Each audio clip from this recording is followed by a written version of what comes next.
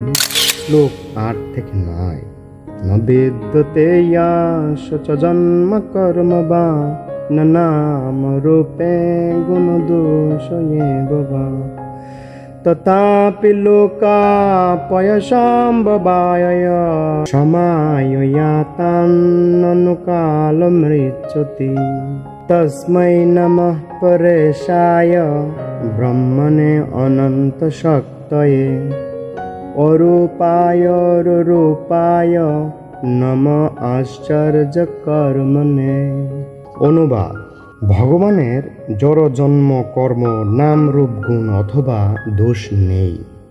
যে উদ্দেশ্যে এই জড়জগতের সৃষ্টি এবং বিনাশ হয়, সেই উদ্দেশ্য সাধন করার জন্য তিনি তার অন্তরঙ্গা শক্তির প্রভাবে শ্রী রামচন্দ্র, শ্রীকৃষ্ণচন্দ্র আদি নররূপে অবতীর্ণ হন।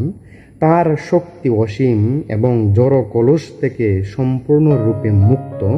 তার বিবিধ রূপে তিনি অতি আশ্চর্য কর্ম করেন। তাই তিনি পরম ব্রহ্ম।